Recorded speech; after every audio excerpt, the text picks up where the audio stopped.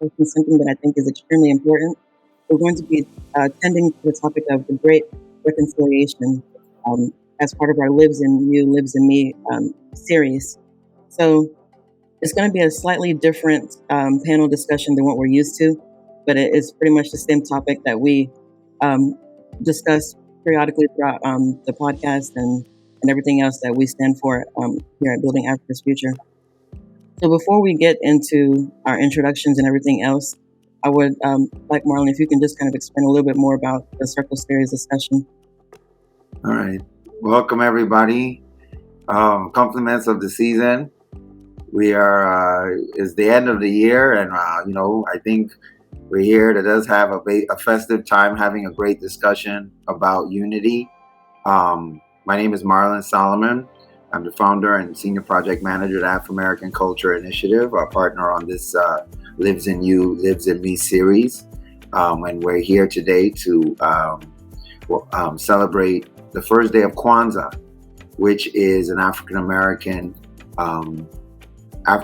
cultural holiday that signifies the longing and the understanding of the lost culture due to the racism and systemic racism that they've experienced. So Umoja actually is a fantastic day because obviously Umoja is the first day, and it runs for a week.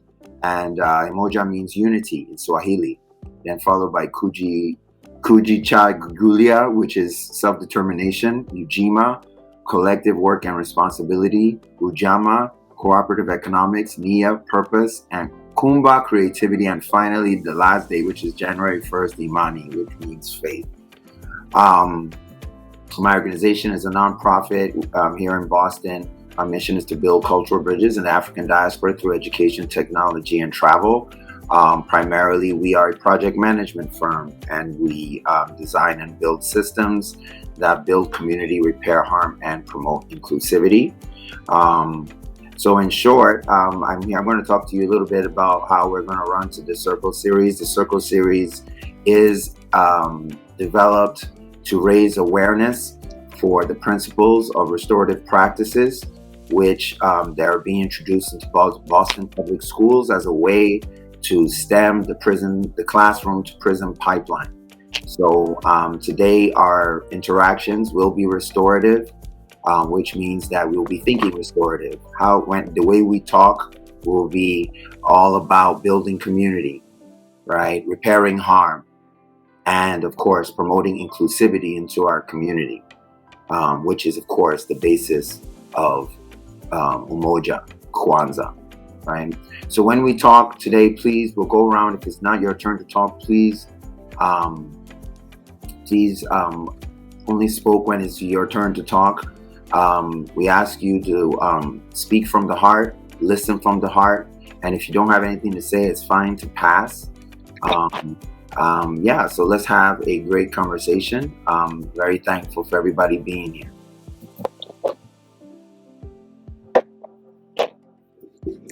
So thank you so much for that, Marlon. And for all of those who are tuning, we thank you for watching from your various places. If you could just please let us know where you're watching from in the comments section. And just as Marlon rightly said, this discussion is going to be a restorative format. So the topic that we're discussing tonight is obviously one that is has a very lengthy history, obviously, between continental Africans and then African Americans here in the diaspora. So our hope for tonight is to try to have some levels of conversation where we can discuss our past hurts and at the same time look towards the future. So before we truly get into that portion of it, I do want to encourage our viewers to join the challenge online. And I have included including in our comment a graphic that you can use and put on your social media if you'd like to join the Lives in Me challenge on your Instagram. So if you would find that in your section, and for you to at us at Building Africa's Future or at Afro-American1, and we will definitely share that on our different platforms. So I would like to start the introduction section of this conversation by using what we used for our Lives in Me challenge, with the structure of I am, So I am Nkiru, daughter of Obi, granddaughter of Nwoye, great-granddaughter of Onwatu, daughter of Nigeria, daughter of the Igbo people. So, Marlon, if you can go next, introduce yourself the way that you do, and then we'll just kind of go the way it is on the screen. So, Stefan, Anastasia, and then Dr. Apong. Thank you very much, Nkuru. What was it? It's a pleasure to see who lives in you. My name is Marlon Solomon. I am a son of Nigeria. My father's lineage comes from the cedars of Lebanon that transported itself during the beginning of the 20th century to Nigeria. I'm also the son of an African-American lady from the Commonwealth of Virginia, whose people have struggled for hundreds of years through bondage and through mental encapsulation. Yes, that's who I am. I didn't plan the end.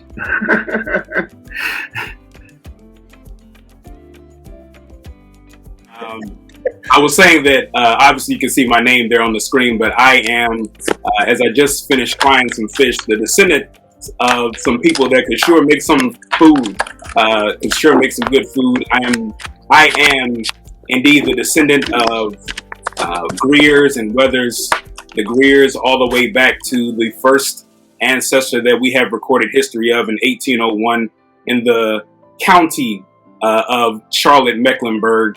I am a descendant of those who have struggled, those who have toiled, those who have indeed gone through perilous ordeal, but those who are triumphant, those who are glorious, those whose culture is unmatched, always copied, but definitely unmatched. I am all of those people. I am a descendant of those ancestors. Hi, my name is Anastasia. Similar to Stefan, I am Anastasia, and I'm the descendants of enslaved Africans by the English, by the Spanish, by the French. I am the daughter of Cynthia, and I am the granddaughter of Ada, and I am the great-granddaughter of Leona Guidry, and the great-great-granddaughter of Susan Arsenault, and then the great-great-great-granddaughter of Eliza Green, which is about as far back as I believe I can go. So, yes, happy to be here. I believe I'm next. Well, it's difficult to keep up. Trying to keep up with you all. I am Henry Apong, son of Ghana, son of Felicia Boama, also Ghanaian, son of Emmanuel Bright Apong, also Ghanaian. I am deeply rooted in Africanism, and blackness, So I share all the comments that have been made. Thank you for having me. So, thank you all so much for introducing yourselves. I think that was important because even when I did my own I had to really think back. I had to ask my mom, I had to ask my grandma. So it was a great opportunity for me to connect with those people in my family who lived through me, and I hope to continue to do great things kind of started. So just with those intros aside, as we mentioned earlier, in this next hour or so, we definitely don't think that we're going to tackle all the issues that we have as a unique people or peoples, because in many ways we are the same, in many ways we are different. But my hope is that we discuss these differences and also find how we are more similar than different. So thank you all so much for sharing, the people who live in you. So to, I guess, take it quickly to, the painful side of the conversation, I would like us to kind of dig back and look back rather within yourself and let's discuss some of the past hurts, some of the past experiences you had with the other group that possibly wasn't too favorable, and what are some ways that you've evolved since then. So just to kind of make things easier for everyone, I will spotlight the person who I want to speak. That way everyone else can give them that, the mic, give them that floor. So Stacey, if you would go first. Hello. And so I guess we're just like misconceptions, kind of like our things you've heard about, like Yes. negative. Okay.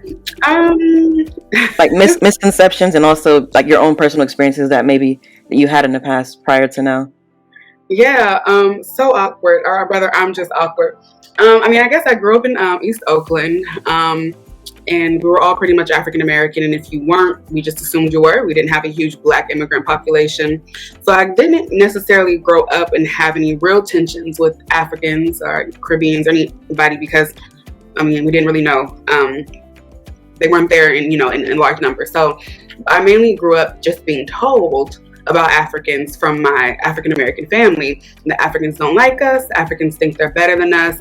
Africans judge us. They come here and they feel like, we haven't, gotten to the place we should have in this land of opportunity. They judge us. They don't view us as we're Africans. We're not African. We're just Black, because Africans don't view us as African because we don't know where we're from. Africans sold us. And I'm like, wow, these Africans hate us. It's crazy. And then I went to college, and it's like all these Nigerians, all these Habeshas, and like every single African American org on campus, and like joining African American frats, and more well versed in African American history sometimes than me, definitely like didn't live up to the standard or the idea that I thought of these Africans who did not like us, hated us. It wasn't that at all. So I was like, this is interesting. And so throughout, my journey the last few years, when these conversations come up, I always ask people, like I say to my mom sometimes, and she just ignores me. I'm like, what Africans do you know? When Africans say things to me about African Americans, I'm like, what African Americans do you know? Because sometimes I think we're all just parroting stories of our grandma's, grandfather's best friend, cousins on her daddy's side twice removed. From 6 generations ago, where they had one bad experience with another person, and we just pass these stories down as if they're their personal experiences, and it builds up all this animosity, all these misconceptions, so on and so forth. And so that's kind of the journey I've had through it, and kind of debunking those. It's not even about debunking those things. I mean, maybe we'll get into that later, but it's more so I just ask people, like, what African did that to you? What African told you were less than, or you weren't smart as they are, or you weren't real African because you didn't know your tribe? And what African American actually called you an African booty scratcher? Or you're like, what African American was mean to you? Because sometimes the answer is like, it wasn't one. You just heard stories about it. Therefore, you have your guard up with these people. So, did I answer the question, Nkiru? Yes, you did. And if you can attend to the second part, how have you evolved since then, and maybe some of your thinking? So yeah, that's what I was trying to address with the last part. I guess for me, it was never really, it wasn't like I was like, I never felt any way about Africans. This was just what I was told, right? But I was never even around. Like I was just like, oh, okay, Africans don't like us, I guess. Like it was never like I internalized any of these things really. So yeah, I mean, I think part of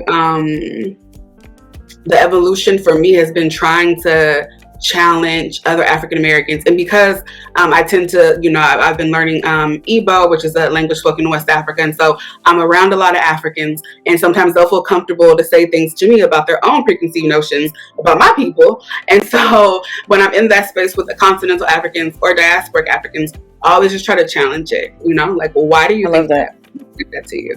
And a lot of times it's not even a personal experience. That's what I've noticed. And when it is a personal experience, if it's my people who harm somebody, I'll apologize for them. I'm sorry that you went through that. But like, if you want, like, let's unpack some of like the history and context about why they may have said that to you, not to justify what they said, but to understand. And so maybe you can move forward in your interaction with people from that group, my group, or vice versa in the future. So yeah, did that answer it better?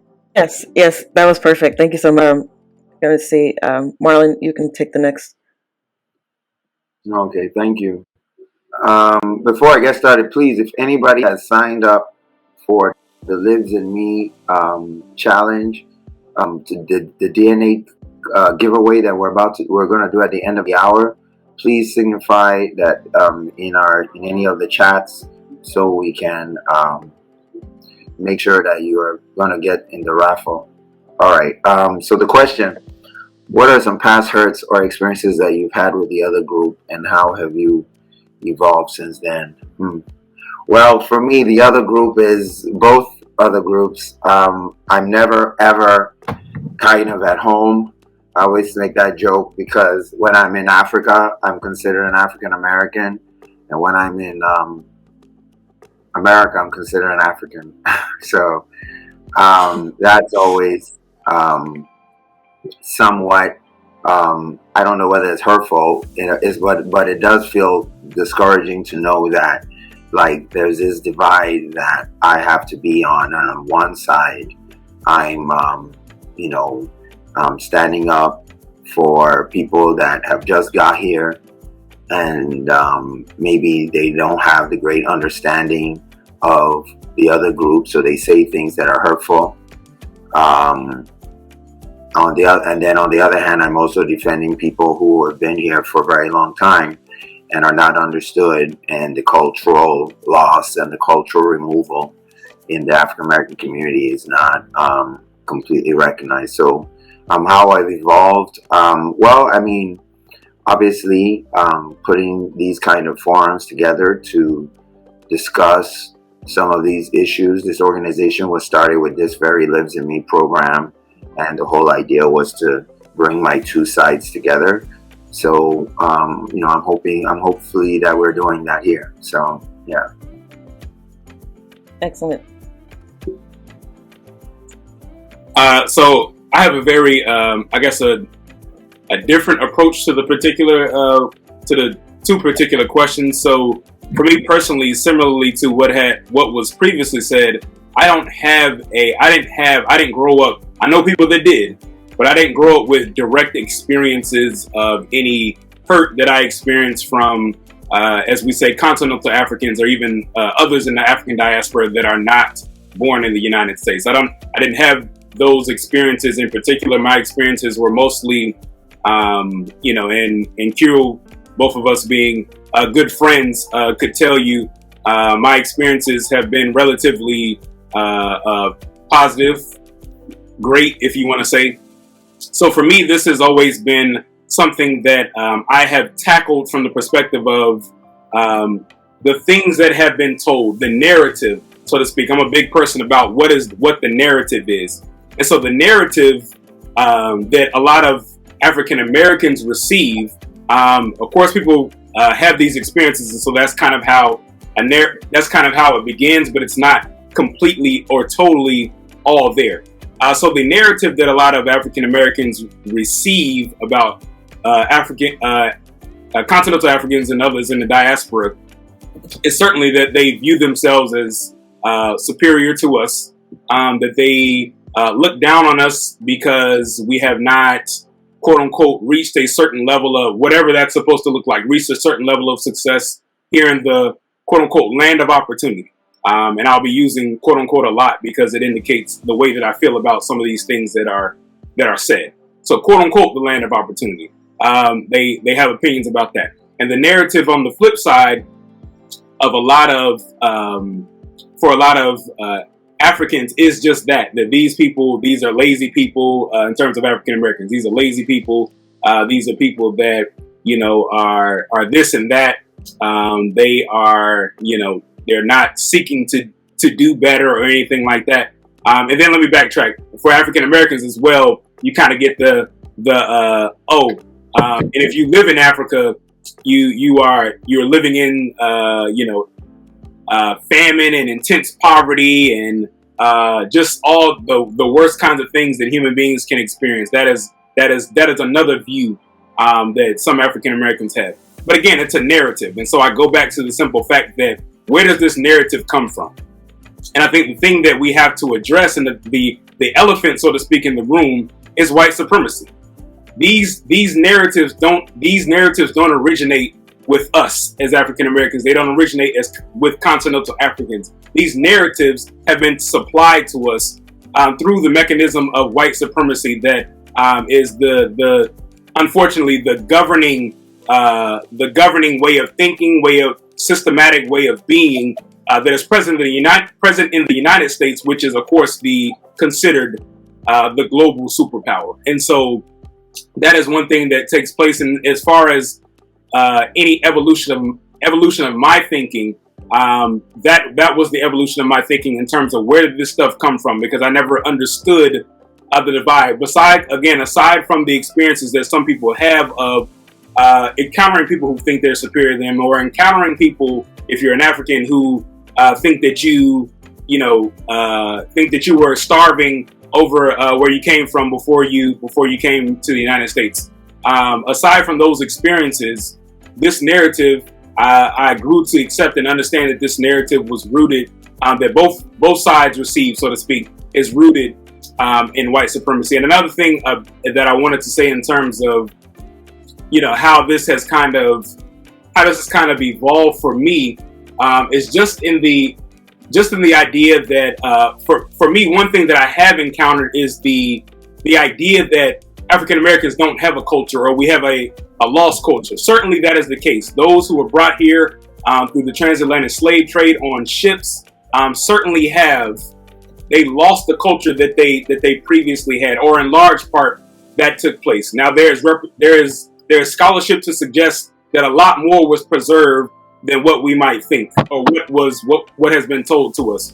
But in large part, a lot of things were lost, but a new culture emerged, an African American culture, as I said, kind of alluded to in my introduction. African American culture is probably the most copied culture worldwide. You can see it across the board in food. You can see it in music. You can see it all across the board. African American sensibilities and culture is copied globally. So the idea, it's really a myth that African Americans don't have a culture, or we just totally lost the culture that we had, of course, when we were taken from West Africa. That is a myth. A lot more was preserved than we realized. And what emerged in the United States was a brand new culture that is culture and has been copied, sometimes appropriated around the world. Thanks, Paolo. That was a really great explanation. Dr. Arpong, if you can share. Yeah, my experiences are a little different, but also similar in some ways. I was fortunate enough. I think that when I first came here, I grew up in Ghana. I came here when I was about 18 or 19 or so. And some of my challenges the beginning were with Africans, not African Americans. So I saw some Africans, some from Ghana, some from Nigeria, some from, countries where my hope was, I have seen folks that are from Ghana, Nigeria, we are from the same place, so they will be more receptive, but that wasn't the case. So I recall situations where blacks who are African from Ghana and Nigeria basically perpetuating some of the very narratives that you would have expected from somebody else, not from where you come from.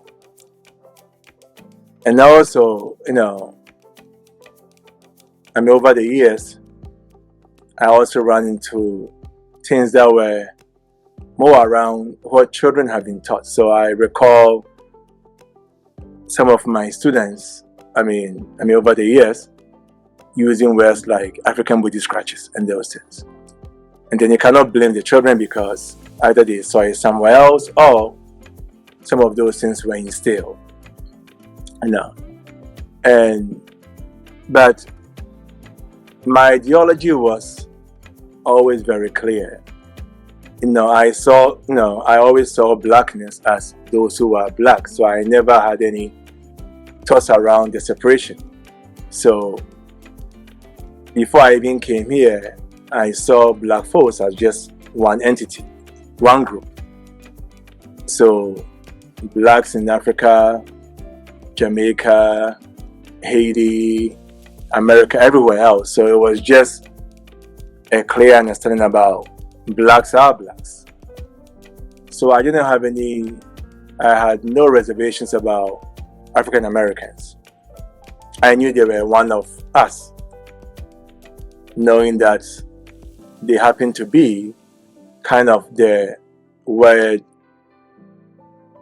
around, Ubuntu. I am because you are, and you are because I am. So I was very aware of that. And I also knew that someone mentioned, my brother before me mentioned, white supremacy and everything else. And I think it's also very important to acknowledge and to really underscore the fact that a lot of these things were, they were, socially constructed and perpetuated. So just like on televisions or in the media, blacks were depicted to be a problem. It was the same, depictions that we saw of those who live in Africa. So the famine and not wearing clothes and everything else, yes, these were all clear attempts to divide blacks from blacks, to kind of simply to let African Americans know that those, or where they came from, those who still live there, are different from them. So I really appreciate the fact that my brother mentioned that it's all rooted, white supremacy. No, and it's very perpetual. In the sense that, it still happens. And I also ran into many situations where African Americans who kind of often try to distance themselves when they were called, Africans. They didn't want to be associated with those who came from, the motherland, And over the years, they have evolved, And I think there was this idea that there was something wrong with those who came from the motherland, and that being associated with them was a problem, I remember one time I had, this gentleman, I asked him, I said, "Are you from Cape Verde?" He got very upset. "No, I'm not from Cape Verde. I am right here from America. I am American." As if being from Cape Verde was a problem, But then the idea about how history has been distorted, So I think that, again, it's an attempt to further divide those who are different from the majority. And how have I evolved? I think I have evolved in the sense that I always accepted the fact that all blacks were in one community. So every experience, every challenge, every problem, I tried to dissect it and see the opportunities for the person who either disrespected me, saw me as lesser or whatever, to kind of do their homework, see where they are from, and then hopefully try to become more reflective. Thank you for the time. Well, hi. I've never really had any personal experiences with this whole narrative, and but before I moved to the United States, I've always, I have nieces that were born here, and nieces and nephews that are born here, and I've always heard the term akata. So it's always like when you're back home, maybe because of the certain kinds of movies that we see, or certain narratives, it's always like, oh, the blacks in America are, they are lazy, they're this and they're that, and all of that kind of stories. But I think that you have to move. When I got to the United States, I started seeing people who are Black Americans. And in fact, to be honest, I never knew that the word akata was offensive. So moving here, I've been, because I'm an educator, I've been opportune to work with a lot of Black Americans who, have tested their DNAs and have, traced their ancestry back to, one part of Africa, especially Nigeria. And I see a lot of them who have also, said, listen, I want to know more about, I have thought groups who wanted to know more about the Igbo culture, the Igbo, the Igbo language and everything. And I can say that, these Black people are not all that, like my brother before the last speaker said, that this is just a narrative, that has been, I think that this came as a result of this divide and rule system, where the thing you can do about between brothers is basically to sow a seed of discord just to get them to turn on each other. So when I got here, my admiration and respect for the Black Americans, or for the African Americans, I'm sorry, was increased, because I saw people who just, even though they came to a place, they brought with them a whole lot of culture. Like he said, that the African American culture is copied all around the world, and you can see that this is a culture that came from different things, because the African American is not just somebody from one part of Africa. There are people from, there were people that were from Ghana, there were people that were from Nigeria, Ethiopia, and all kinds of places who were brought to America. And so all these people also had their cultures. In Nigeria, we have several customs, as big as and as diverse as Nigeria is. And all these people came together. They managed to come together to make a culture out of all the bits and pieces that they brought with them across sea. So I personally have never had any experience. I've never been called an African Buddhist crack. I think people get confused with the way I look and the way I talk, and so I've never really had any personal experience. But I believe that somehow this whole narrative, or this whole mentality, or this whole issue was created by some people, who have instilled some kind of division between the Africans that are back home and then the African American. Because if you actually look into it, whenever I talk to the people that I teach, and we start to have conversations about what kind of things did you guys do, what kind of culture do you have, and things like that, you can see that there are so many similarities. There are similarities, undeniable similarities that are right there looking at you in your face. Even names, we have been able to look at some names and say, oh, look at, where did this name come from? I remember somebody was giving me an explanation, I've forgotten now, about the name Chalk, and so I just still agree with the speaker before the last, that this is a narrative that was formed just for no reason, because the further you dig into the reasons why this division is there, the more you will get to understand that this is just not, it's not, it's basically empty. It's just a narrative.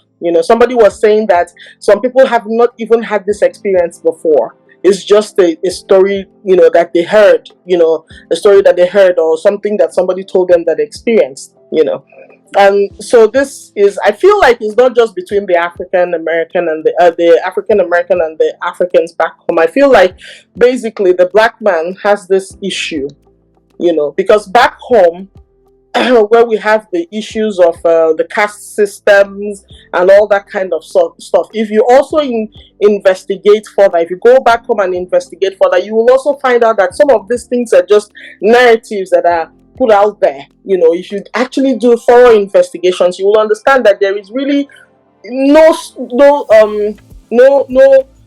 substantial evidence as to why this is.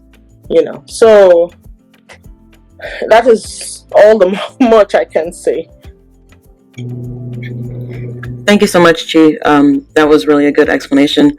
So I definitely want to use the opportunity to talk about my own personal experience. So as Stefan has mentioned, we grew up together. So in, my family home growing up, I always had a favorable view of African Americans because of how I was raised. So my dad would always show us documentaries about, Black American history and, African history and all these other things like that. So I didn't see African Americans in a negative way from early childhood up until now. because I kind of grew up in a home where history and all these things were appreciated in context. But I will say, of my personal experience, just kind of growing up, because I came here at an early age, which is something that I talk about all the time.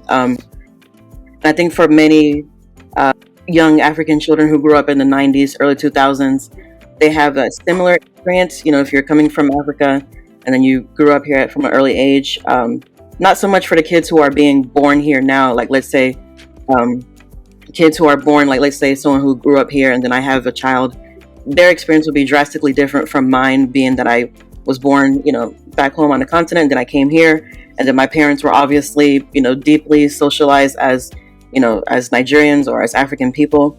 So I think, and I think Marlon, you touched on this earlier too, this kind of notion of an identity crisis. And for me, it was just kind of this weird feeling of seeing people who looked like you, being African Americans, but kind of treating you like an outsider because, your name was different. The way that you're raised, your upbringing is a little bit different, and they kind of find it strange or funny. So I think kind of growing up, I had like lots of weird moments like that where, fellow Black kids, like I didn't really get along well with them, not because I was being like, I didn't like, not that I had personal issues with them, but because they, maybe because of things they heard, at home or what they saw on TV, which I know one of you mentioned earlier about the role that media plays in kind of dividing us. So they kind of saw me as like this, weird person who has a funny name and this and that. So, having that, trying to relate, at an early age was kind of an issue for me. But at the same time, I had this appreciation for, their experiences and their culture and their heritage and everything, because I saw it as something that was beautiful. I saw it as something that's like important because, again, that's just how I was raised to kind of view it and see it. And even till now, obviously, I see the importance of, understanding or having these kind of conversations, which is why I've kind of devoted so much of my time to, building even this podcast, everything else, because it's something that I'm clearly passionate about, bringing connections or building connections rather, and having these conversations and using it as opportunity to learn from the other group or the other person. Because I think a lot of times we have, obviously conceptions until we open up and have conversations. And just to kind of touch a little bit more on the identity crisis aspect, when I went to schools that were predominantly, Black schools. So Black, largely Black students. I went to school with a lot of Black American students. But then when like my 8th grade year, I went to a school that was more mixed. So it was a lot of Asians, a lot of white kids. And so it was weird to have better relationships with the white kids at that age versus my fellow Black kids. So that was the identity crisis that I kind of, when I reflect on past hurts or past experiences, I would say it was that. Just kind of feeling like I was different or feeling like I was some, oddity, because I came from the continent, even though I grew up here and, have, lots of, I guess, like Marlon was saying earlier, if I were to go to Nigeria right now, they would see me as an American because, my upbringing, despite the fact that I was raised in an African home, my socialization is still very much American and my orientation is very much American. But just to kind of go to the next topic with that in mind, there's just one quote that I hear often in many different ways, where it says, the biggest distance or the largest distance between two people is misunderstanding. So with that, I would love for us to kind of talk about some of our similarities and differences. And I did want to kind of, for the sake of time, I have like some topics that I've written out already. But I want to talk about some that are more maybe unique, not just the traditional family and marriage type of things, but we will possibly cover those too if we have time. But since the new year is just right around the corner, I would love to, if you guys can share some of the new year or end of year traditions that you have on both sides. So anyone can open the floor with this. Yeah. Well, I got one, especially on my African American side. At the end of the year, my great grandfather, who was a grandson of an enslaved African, he would go out on his porch with his shotgun, and at New Year's Eve, when it's about to strike the New Year, they would shoot a gun in the air. And he was actually like the last, what they call the last shot, because he lived to be 90 something, and he was the last one in the city who still practiced that ancient, African American tradition of shooting the gun at New Year's. So, like, towards the end, he was old and he could not really carry his gun well, but he would make sure that they will carry him to the front, and then he would put his gun, and then they would help him, and then he would shoot the gun. And I think the last one was in 2004, so he died in like 2007. After that, they said, please, Mr. Bethel, just don't, it's okay. You you can relax, you can rest now. So that's one of the New Year traditions that we have on the African American side. Okay, anyone else can go next. So in where I come from, the end of year is usually a time to basically it's assumed that you've worked hard all year round. In fact, I worked yesterday on Christmas Day, and I did not find it funny because back home, once it's like towards the 20th of December, offices are closing, things are shutting down because people are busy celebrating, just seeing family, visiting family, partying, so it's assumed that you've worked hard all year round, and this is just a time to basically play hard. And so for the new year, I remember on the 31st of December, people gather, just pray to usher in the new year. And, similar to what Marlon's grandfather used to do, we would, men who had guns, like I know my dad will always use his double-barreled gun to also shoot in the air just to usher in the new year. And then the younger ones, like, the boys will throw the fire, what you guys call the firecracker, we call them knockouts back home, of, not really firework, but those little ones, like, you just throw and they make a lot of noise. So there are lots of those. Once it strikes New Year, midnight, those things go off. And I remember when I was growing up, they would say things like Afo Barakala. It's just like a thing. Afo Barakala is just like the past year should go empty-handed without taking anybody along. So it's just, they just keep throwing the thing and keep saying it. And when I got here, I realized that most people still do the fire thing. They still throw the fireworks and things. And I guess, so that's one of the main tradition. I remember as a child, I would always stay with my dad. Well, not as a young person, I would always stay with my dad. He would always eat a meal of roasted yam and a very spicy sauce. I'm not sure why he did that, but it was like his thing. And once it was 12 on the dot, he would go out on his balcony and, shoot in the air. It was very interesting. And all the other people would just go about throwing those things. So that's kind of the thing that was in my place. Yeah. Oh.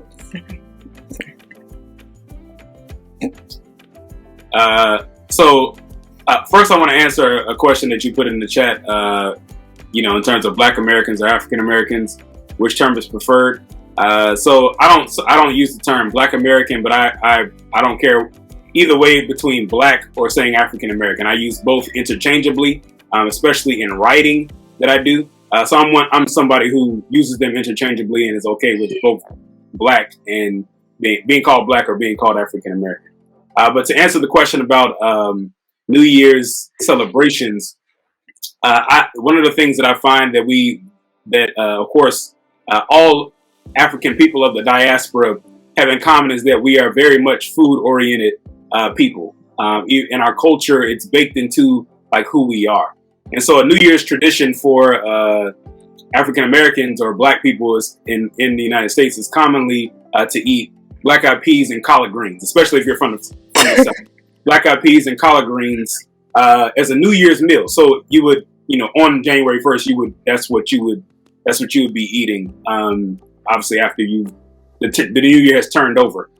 So that is a tradition. And again, I think that's obviously, while the food itself may not be the same, that is a commonality that we have, is that food is baked into our tradition, baked into our celebration, baked into the very things that we do. And it's something that I think is beautiful and important to highlight. So I do want to ask, so where did that tradition come from? Like, how do you know the history behind it, the black eyed peas? And so I don't know the full history, but it definitely comes from, it's definitely rooted in our, again, especially if you're from the South. So, kind of if, that's, if you were born in the Midwest on the West Coast, or even in the North, and your family has gotten away from some of those traditions, this may not even be something that you have a concept of. But definitely if you're from the South, it's rooted in, it comes from, our enslavement on through, our experiences in the South. And so it's a tradition that's, a few hundred years old. I believe I know the black eyed peas are for good luck. The something green, which is usually collard greens, is for money. And another one my grandma also said is you have to start with the clean house. So black eyed peas, collard greens, and cleaning my apartment is all I do on New Year's Eve. Nice. And I think it started, I think the black eyed peas has something to do with the Civil War, but I'm not too sure. But yeah. I think that's something that we have in common, like making sure the house is clean and stuff in preparation for the new year. Does everybody agree? Or yes, I do. How about you, Dr. Alpong? Do you have any particular traditions? Yeah, usually, a great deal of Ghanaians, if not most, I want to be correct. So maybe a great deal of them, we spend the New Year, New Year's Eve in the church. And we go to church around 9-10 p.m. After we have eaten out there, 9-10 p.m. And then we stay there. You are there till 1 a.m. So the countdown goes, and then 11:50, around 11:30 p.m. We start praying as we get close to entering the new year. And then 12 a.m. comes. We celebrate the new year. Then we continue to pray till about 12:15, 12:20. And since coming here, that's what I have done. I go. So this Friday I'll be at the church. And I'll do the same tonight. I do it I think for the past 15, 17, 18 years, I spend every New Year's Eve in church. Yeah. That's something African Americans will do too. Like, especially older generations, you spend it in church. You bring it in church. I didn't do it. I was Catholic, so I got excused from it. But yeah, you be in church. Watch night. That's what watch night. Yeah. Okay. All right. So what about the concept of it taking a village? I would love to hear what you guys think about that. Anybody can open the floor and respond. I actually I've been waiting for this question because, okay, one of the things about culture that I really want to point out is that when I've looked at the situation, the culture that I think is needs the most like integration between all the groups is the culture is like more of culture to actually survive, communal culture, meaning how do we act as a community. I think many of the other panelists have talked very seriously about norms and traditions, and these norms and traditions usually govern so many things. I think Binkaru mentioned some marriage and all these other things. And I think the main thing in America is, of course, because this culture for self-determination, this culture for, how do we deal with our problems? How do leaders normally rise from the ranks? right? All these things are in direct opposition to white supremacy. And as a such, things like leadership, things like, culture of business and economics, and how we deal with things from inheritance to, these are the things that are the cultural things, not just the very, very performative areas of culture, which are very important, of course. Like observing Kwanzaa is, of course, extremely important. But what is Kwanzaa talking about? Kwanzaa is talking about community, cooperative economics. I had an event last week called Life of the Party. The reason why we called it Life of the Party was because, while it's an African cultural tradition to have all these parties also form economic engines that feed the community. So every time we have a naming ceremony, a funeral, a wedding, or whatever, the tailor must be called, right? The person that is sewing the cloth and selling the clothes in the market must also make some money. The band members, the DJ, all these people, the caterers, those people the wedding planners are minting a cool million, right? All these things are part of the culture. We don't look at them as just they're symbolic outward gestures of our cultural norms and traditions, but more deeply they reward the leaders in our community, the business leaders, the best band members, the best organizers, the best cooks, right? That food, like we said, is very important. And the people that sell the rice, the moi moi, and all the other great things that you find at the celebrations, those are also part of the culture. And I think that's the culture that, the community building cultures of one thing we do if we're going to eat and we're the only ones with food, we ask everybody in the community around us so that they will not feel hungry, that please come and join us, right? Us Africans, we have to look at our culture and study it, and how do we evolve it. And I think that's and how do we explain it? I think we live it, and I think we live it very well. But as Africans from the continent, I think that we need to understand what are the values, what are the intrinsic values of some of these cultural things, how we solve our problems as community leaders. Maybe it's a council of elders, maybe it's respecting your elders, maybe it's eating with the right hand, maybe, there's so many things that we have. We don't know why they are in there. Our food is naturally selected by, honestly, God himself, because it has the natural good nutrients of food, of greens and meats and all sorts of, beautiful things that by the time you mix it together, you don't need a nutritionist, right? Because the foods are naturally balanced for healthy communities. Anyway, I know I've talked a lot, but that's the kind of culture that I'm really interested in kind of talking about. These structural cultures that actually make communities stand up on their own and fight for themselves and be self-determinant. Okay, actually, Marlon, you brought up a point that made me think about another question. So what about, like I said, I don't want us to talk about the typical things. So what about or this notion of the EI? I don't know if for Black Americans or African Americans, I don't know if you guys have the same, Africans. One thing that we kind of discuss amongst ourselves,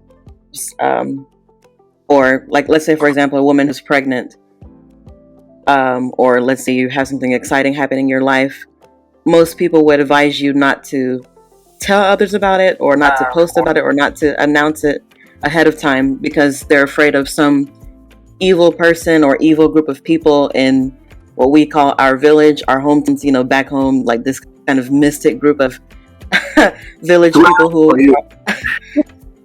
So I would love to hear, what do you guys have something similar to that, or do you guys kind of feel the same way about like maybe sharing certain aspects of your life that maybe most continental Africans might view as too personal? So if anyone can answer. That's actually a very interesting concept. I had never heard of that. I'm surprised you didn't tell me about that before, pal.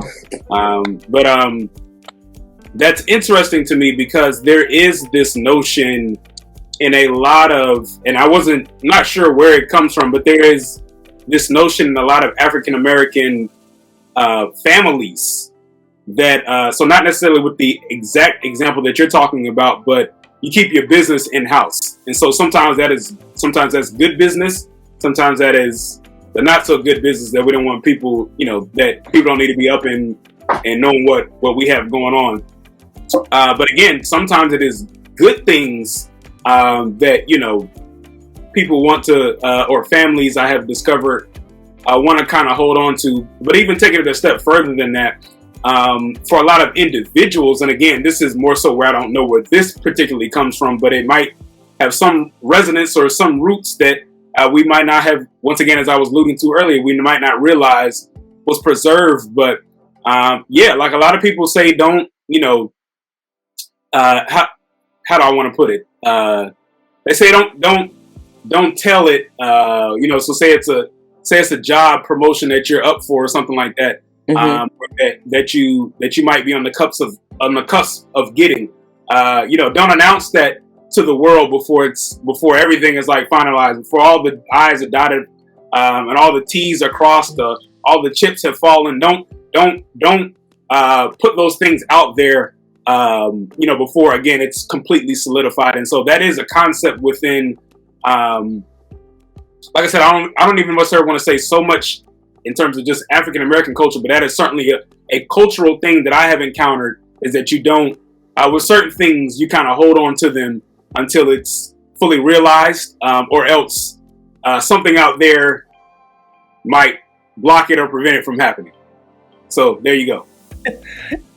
Thank you for sharing. Anyone else have anything that they would like to add as far as that or anything else? If nobody has anything, I don't want to overtake everybody. But go ahead. No, go ahead. I don't want to. Okay. Yeah, well, that is very, it's very common in Ghana too. Not just Ghana, probably. Now I know that, it's funny about, and I have always rejected the idea, that if you tell someone about something, especially the pregnancy, I have, good friends who will call and say, "Oh, surprise, surprise, I had a baby." I was like, "Oh, I didn't know you were pregnant," So it happens all the time, but only God knows. All the promotion, all kind of,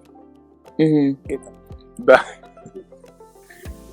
whether that is true or not, I guess those who came before us know more about these things than we do. But I have many stories of those where folks wouldn't say anything. They'll even tell you, "Oh, no, I'm not. Oh, this is not happening." Right. Then you see it happening. It's like, "Oh, I wanted to surprise you." I think it goes to like the spiritual, and these are some of the things that I really find fascinating. I think one of our panelists said it, that like there's a lot of religion, there's a lot of culture that we are not really paying attention to. Now, the difference in African American community, when they feel like what they say, they can't say it because it may get blocked. It doesn't have the validation of like in our culture. It's part of the actual culture. Like people don't actually do it. It's part of what the whole community says. So in Yoruba culture, like even the name, they will not announce the name until the naming ceremony is there and prayers are there to protect the child. Right? Because if they say the name, that name can be used by the enemies to, and part of their prayers against the child and against the progress of your family. So these, this is what I mean by the community things that we as Africans, we live it and we experience it and we know the power of it. We know that the power of the words that come out of our mouths, right? We even use the same power to name our children so that they will be blessings or they will be joys. My son's name is Oluwasegun, which means God's victory, right? So he being in this world is another one of God's victories, right? And he shall walk on the earth carrying that understanding of himself. I have a student, she's African American, and they named her Miracle. Her sister's name is Unique. And I said, what a blessing. You're using an African cultural concept to name your children. Maybe you didn't know, but now the fact that the children will be hearing that there are miracles and they are unique every time somebody wants to invoke their presence is a powerful, invigorating African cultural, artifact that when we now talk about it like that, we will want to encourage everyone to think about that in the naming of their children. That is how I see the attitudes of, not saying that it has to be exactly like the way we do it in Africa, but the concept that naming your children something means something. What comes out of your mouth means something. It's all, God gave you the power and the blessing and the breath to open your mouth, to have the audacity to open your mouth to say anything. So anything that comes out of your mouth must be of that worthiness that He gave you the breath, the strength to say it. So that's how I see, some of those things, so I love to hear what people's, feedback is. And to quickly add to it, with the African thing, there is this idea about wizardry and witchcraft. So I think it's rooted in that too. That someone is a witch, and I see some of the folks, I'm laughing. This person is a witch and this person is a wizard, and if you tell them about this, they're gonna wake up in the middle of the night and kill the baby before the baby is born. All this stuff. So a lot of this is rooted in that idea about the evil, and someone is a witch and someone is a wizard and all that stuff. I wanted to add that. Chi, I see you smiling. Do you have anything to add to that? Well, yeah, I mean, everybody has spoken. I think for the Igbos believe a lot in faith. That is FATE.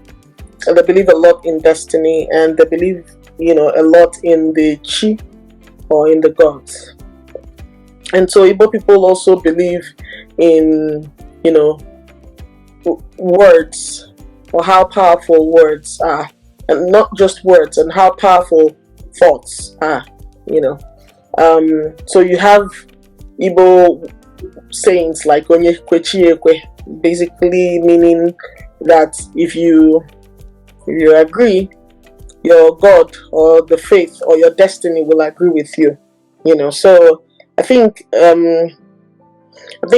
most people believe in. I mean, the Igbos also believe. They really believe in the power of spoken words. That's why a traditional Igbo man who practices the ATR, that is the African traditional religion, will wake up in the morning and say things in Igbo language is called the gofo, like speak into the day basically. But Christians will say command your morning, so they would rise early in the morning. Whatever gods they worship, they will speak to it, and basically use their mouth or their voice to shape their day. So some people also believe that if they are saying these things and their thoughts or their wishes are out in the open, that there can also be a counter belief. So if you want to see evil, that's why in Igbo land they believe in, a child is told to do whatever he can do to make sure that his or her parents blesses him instead of cursing him, because I don't know if you've ever heard when they say I'm sorry, I'm saying a lot of evil words, but like if I curse you, it will work. Like they believe that there's a lot of power that the words of a person carries. So they don't want, and I think some of those beliefs come from the fact that they don't want, some of them are scared. They know that evil spirits abound, so they don't want to share whatever good news they're expecting with people out there, because you never know who are your enemies, who might also go back and start speaking evil into what you're expecting, or start wishing evil on what you're expecting, because they believe a lot in the power that these things carry. So if somebody is getting married, or if somebody is having a baby, or if someone is doing business or getting a job or planning a contract, they'd rather keep it to themselves instead of speaking it out there and having another person going to counter whatever they say. But I personally, I feel like there are powers. I mean, I'm born again, and I believe that if I'm supposed to get this thing. There's nothing that anybody can do about it if it's actually mine. So I think for our people who believe that way, I don't blame them. Because they say that there's power in the thoughts and in the words of men. Right. I think what you've said is actually the division that a lot of Africans have to get to really get to what Christianity is all about. Seeing as Yes, is that when you are in the light, like we have this belief that like when there's light is the only way a shadow can be formed, right? But where there's light, there can never be a shadow. You understand that that metaphor, and that is, I think, the difference. Some of the religious, spiritual differences that Africans have to try to fight and overcome. That you can't be praying against. This is not Harry Potter. You can't be sitting down somewhere thinking that there's Voldemort somewhere that's casting a spell. And I think that goes a lot to our own, African spiritual beliefs. But that asks another question: like, can we actually? What are those spiritual beliefs? Right? Is there a perspective that we can look at them, especially seeing as we hold on to them, regardless of what has been exposed to us in terms of Christianity? Is there a perception that maybe we need to think of, that our perception has been swayed by colonialists, and all the white supremacy, to not say that there are some parallels in our traditional religion that go without saying, but it's somehow all of our traditional religion, because of some of the more archaic,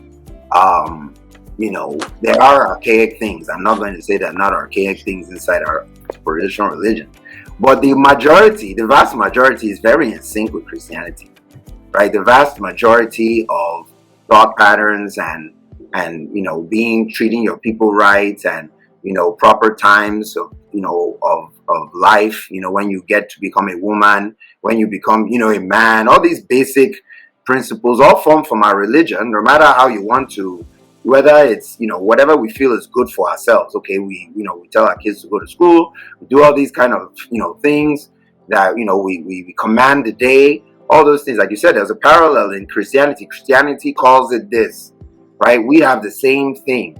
I think that there's some empowerment into our traditional religions that needs to be also done, because I feel, while not all of it, of course, tallies with Christianity, the basic concepts could not have been.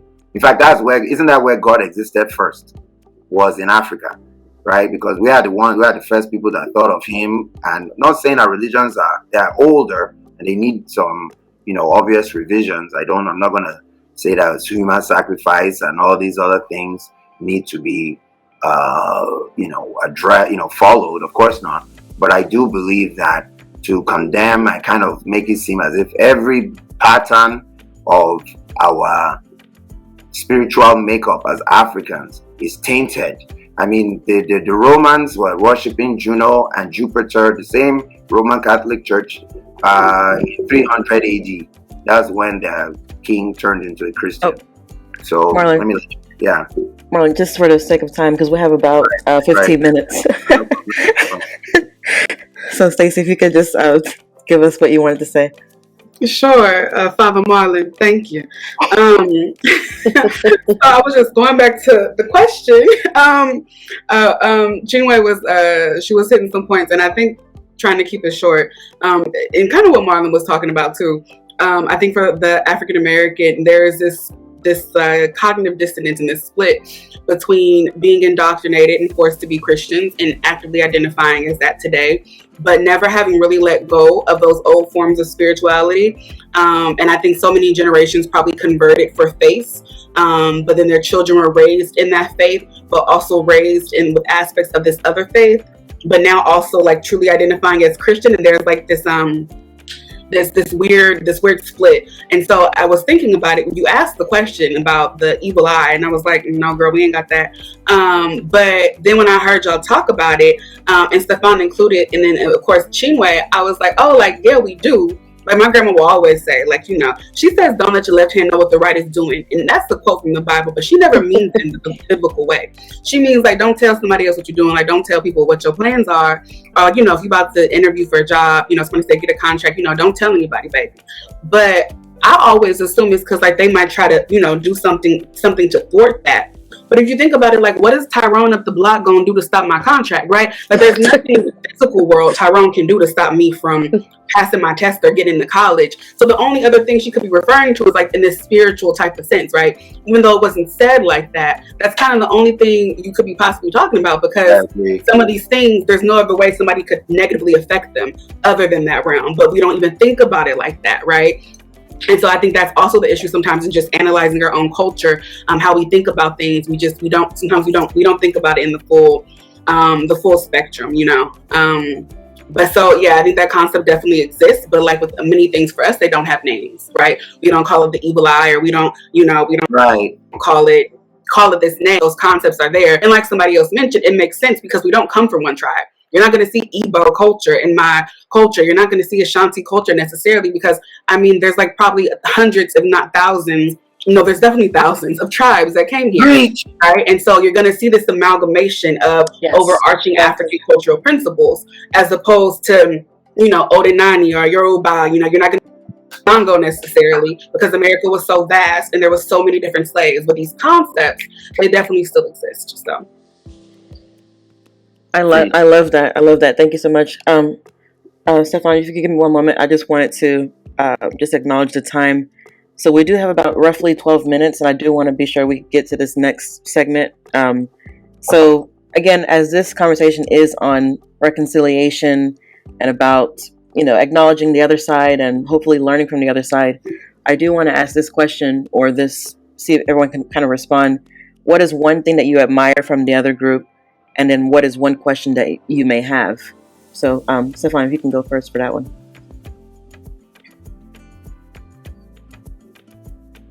Gotcha. So the first part was, what do you admire? And then the second part was, like, what's one question that you might have for the other side if you wanted to learn more or address something? Yeah. Yeah. So, and I know you sent that to us beforehand, but one thing that I believe that I admire is the love for one's culture. And I think that because here in America, because we in America, Black people or African Americans, those who are descendants of enslaved people specifically, because we have been so, or the system is working the way it's supposed to be.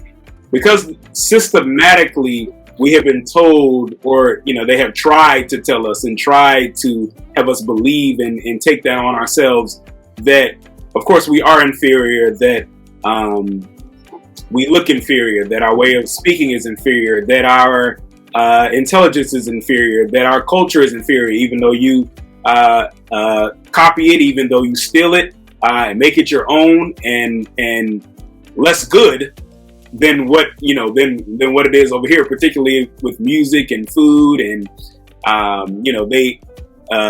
oftentimes those of the dominant culture in terms of white people want to even look like us in certain ways, but yet you tell us we're ugly, and things like that. Because these things have been so systematized, because of that, I believe that oftentimes a lot of African Americans, even though our culture is something that is admired all over the world, copied all over the world, is something that literally you cannot tell the story of the United States without, and I don't mean just because African Americans who were enslaved built the country literally and the entire economy that the United States stand on. That's not even what I'm referring to. But you can literally not tell the story of the United States, of its culture, of its people, without African Americans. Like I said, beyond just the economic engine that we were unfortunately forced to be. You can't tell the story. So again, it's one of those things where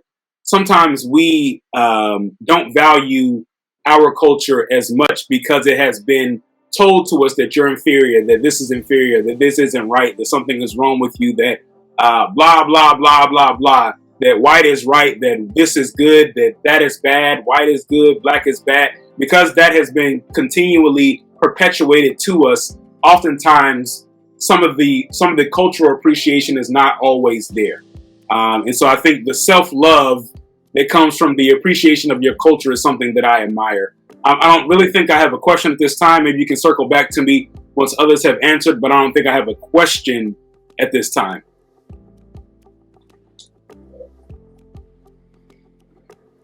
Hello. Well, now look at here. I'm gonna say something. I don't mean no disrespect, y'all. I don't mind nothing about y'all. I don't mind nothing about us. I think we are all struggling so much still from the throes of slavery, colonialism, finding ourselves. I think that in this new last few years, on both hands. I mean, Africans came here, changed their names, tried everything to not show that Africanness, right?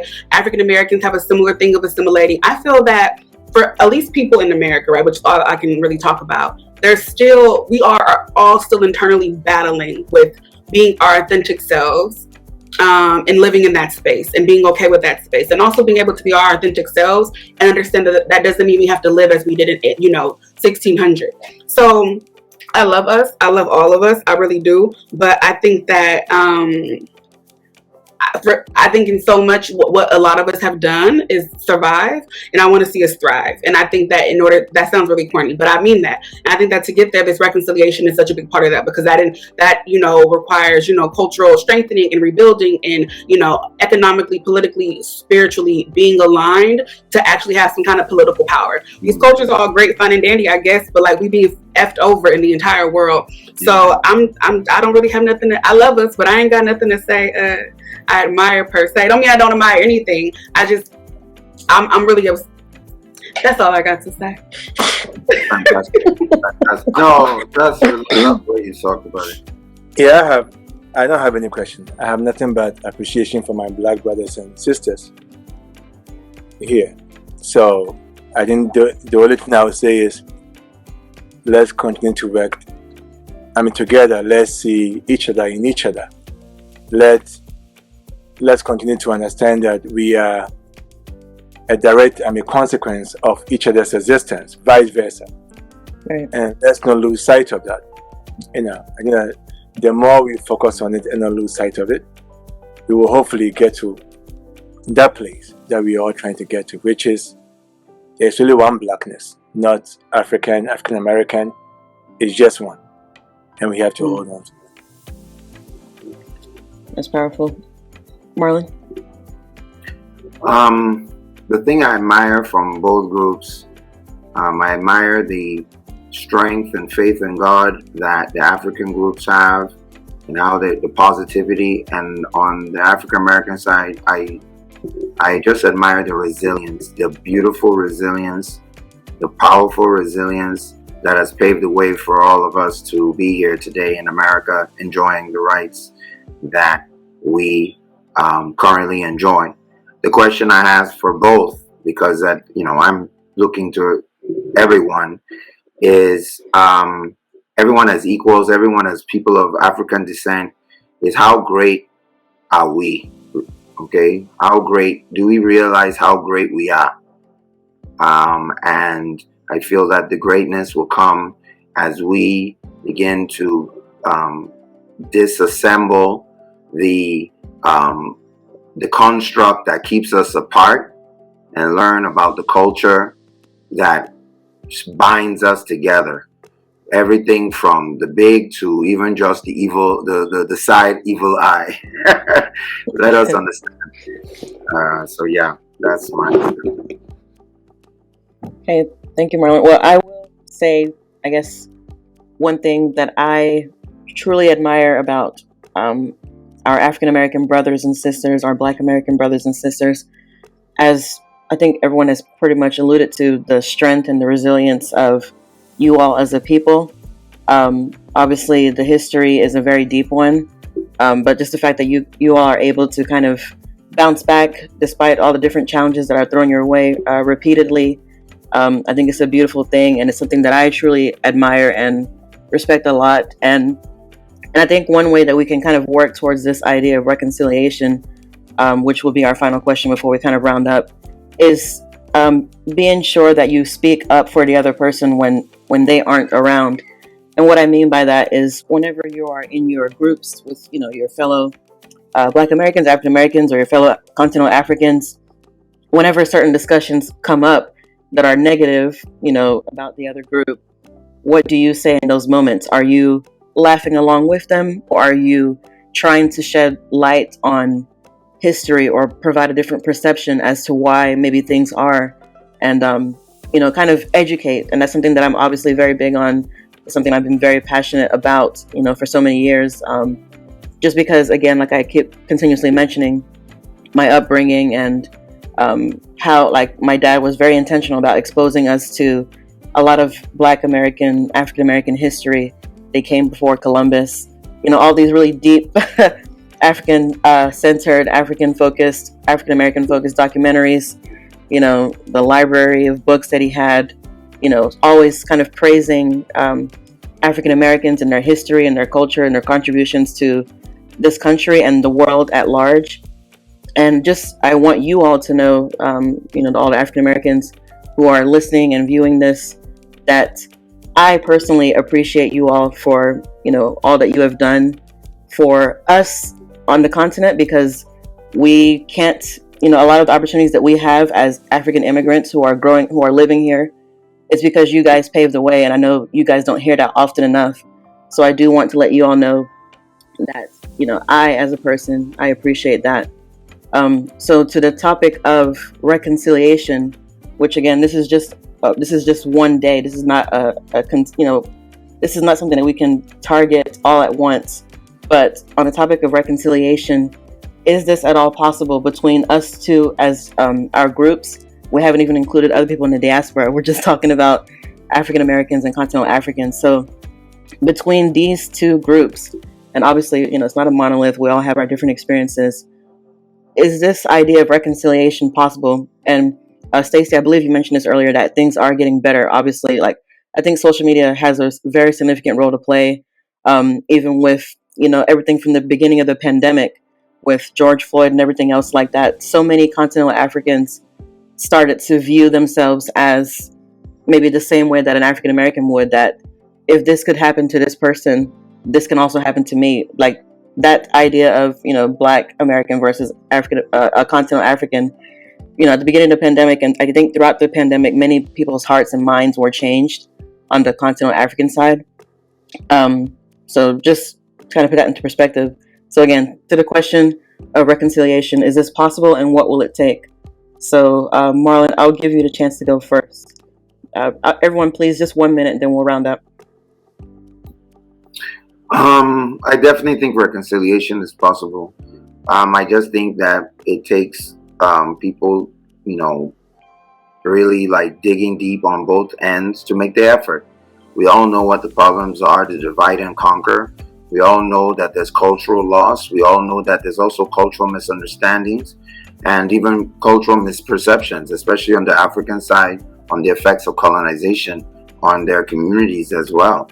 So far that effort is there, and we continue to, those of us that want to see this reconciliation happen are willing to put in the work. It's a thankless job, but somebody's got to do it. So just keep on the fight, and I'm sure that we'll be able to make some headway.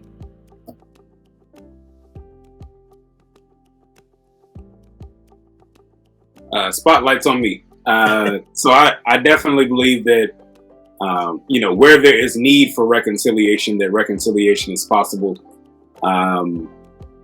Certainly with what we even just talked about, in terms of, where we have come already. Where we are in 2021 going into 2022 is not, the same as when Nkiru was growing up in the 90s and the early 2000s, and when we were growing up together. It's not the same now. So reconciliation is definitely possible. I think what really matters is what was talked about. And Kira, I think you brought it up about, just making sure that when ideas or perceptions or things are presented in various contexts, that are you speaking up? Are you the person that is offering a counterpoint? Are you the person that is seeking to infuse truth into what is going on? Or are you just going along with what is happening? I think that is a road to reconciliation for all of us in the African diaspora. It's a road to reconciliation beyond just Black people and those of African descent as well. And so there you have it. The spotlight thing be stressing me out, child. Okay, so 1 minute. Oh Lord. So is reconciliation possible? Definitely, because Black Americans, whether first wave or second wave diaspora, and continental Africans, we all seem to be perfectly fine with forgiving white folks for the turmoil they put us through. That seems to be possible. We fight and scream and hoop and holler and try to pass bills to make them accept us. So I don't understand why there could be any real barrier to reconciliation amongst ourselves when whatever affronts we may have done to each other pale in comparison to what Europeans have done to us. And yet we exist amongst them all the time. Also, I think DNA testing, which I know you guys are offering, I think is great. Although I do love African ancestry, but I think using other tests, because it's one thing to see, oh, your T card. Oh, it says you Igbo and Yoruba. Plus different tests say different things. So who lying, who not lying, child, I don't know. But when I don't want to plug any group because I ain't getting paid for nothing. But there is a particular company that has a huge database where you can find relatives. I found 3 Fulani, 2 Igbo, an Edo, an Ewe, a Mongo, and I think that's all thus far, relatives. But Africans, this is the tribe they come from. And to me, that's a deeper connection to the continent than seeing a number on a word on the chart and you tell me what percentage you think comes from there. Having actual family members that you can place that they came from these tribes makes it really seem like it's a part of you in a different way. And I think that's important because I think the biggest way to reconciliation is recognizing that we are one with each other. And we do that by re-examining our cultures, highlighting the connections like we do here. Because it's one thing to say we are one people, right? But to really believe that, you have to see that, like, no, we really are. Genetically, ancestrally, and culturally, we share these things. And I think that through that, eventually, generations will be able to reconcile in ways that we never thought possible.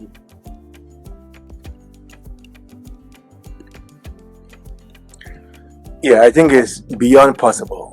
And I think that we don't have a choice. There's only one option. We are all Blacks. That's a bonding. And we can't lose sight of that. I think that is beyond possible in many ways. If you look at white Americans, whether they are from Ireland, Italy, or whatever, they say they are white. But then there is divisions when it comes to us. Black this, black that, black over there, black here, black all this stuff. Unity. That's a central piece. And also, we have to always rely on each other. The understanding that we are as a result of each other. Again, it's beyond possible simply because Blacks are Blacks and whites are whites. We need each other to be able to stay together. Even if we all came together as there will still be some divisions. Those who look like us and those who look different. Again, trying to underscore my point about Black is Black, and we just don't have any other option besides understanding the fact that we are made for each other and we belong to each other and we have to exist with each other. Yes. Okay. Let me start with. I'm sorry I got disconnected. Let me start with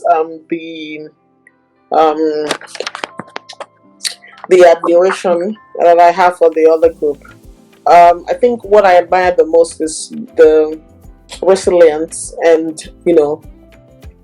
the wanting to survive despite all the past traumas. Because when you read or when you even see some of the stories of the slavery and all the things that have been that happened to some of the people that were enslaved, it is amazing that generations after that are able to still move forward and grow and thrive and survive. So I admire that a lot, because listen, I don't even know what would have happened if it was my grandfather or my great great great great great great great grandfather that was sold into slavery. I'm not sure the kind of bile that will possibly make me to keep throwing a pity party for myself and not do anything. But we've had, a lot of African Americans that have thrived, that have done a lot for themselves, and so I admire them. And the question I have is a silly one, though. The question is, why do y'all cook your greens the way you do? Okay, and then moving on to the next step about, is reconciliation possible? I believe so. On the lower and on the more local scale, back home, I still always talk about the caste system that we have back home in especially the Igbo land. Lately, a lot of communities are coming together to say, we don't want this, we're abolishing it, we're eradicating this, we don't want it to continue in our place. And so if that is possible, if that can happen, then I believe that reconciliation is possible. If we, imagine years ago when black people couldn't vote, or when black people were not were not afforded the opportunities or the privileges to do certain things. Imagine that today a black man can actually become the president of the United States, and a black woman can actually become the vice president of the United States. So with all these things, I believe that anything is possible, any reconciliation is possible. So what we can keep doing is to just keep, understanding and move past the narrative. Do not pay attention. If you haven't personally experienced this thing, don't take another person's story and make it your own. Don't buy another person's enmity with another person just for the heck of it. So speak up for one another, like Nkiru said. Are you the kind of person who laughs at the other person? Try to understand that this is your person. Stand up for the other person, and also get informed. Some of these things are just mere narratives. Some of these things are also imaginary stories that have also been buried in the minds of people and have churned out hate at the end of the day. So get informed. Ask questions if you do not know anything. So I know that a lot of people are quick to dislike or to hate what they don't understand, but try and understand things better. Try and get informed, know things better. And of course, I believe that the more we continue to have this type of discussions, the more we continue to sensitize our fellow people, the more it is possible for reconciliation. I got it worse because I keep saying this. I don't even know where I fall, because I'm a black woman in a white woman's body. So, see, I also have my own struggles. Some people think I'm privileged, as bad as and as ridiculous as it sounds, but we all have our struggles. So, yeah, so let's keep, standing up for each other, and I believe that we will do good at the end of the day. Even if we're not here to reap the fruits of what we're working towards, it's still going to help to create a better environment for our children's children to come. Thank you so much, Chi, and thank you so much to all of my wonderful panelists. I really do appreciate all of the feedback that you've shared, and there's a lot of takeaways from this discussion. We just thank you so much for tuning in. This is Conversations from the Diaspora, Building Africa's Future podcast, and we're so happy to have you. Take care. Bye. Great job, guys. Great job. And it's a wrap. Thank you again.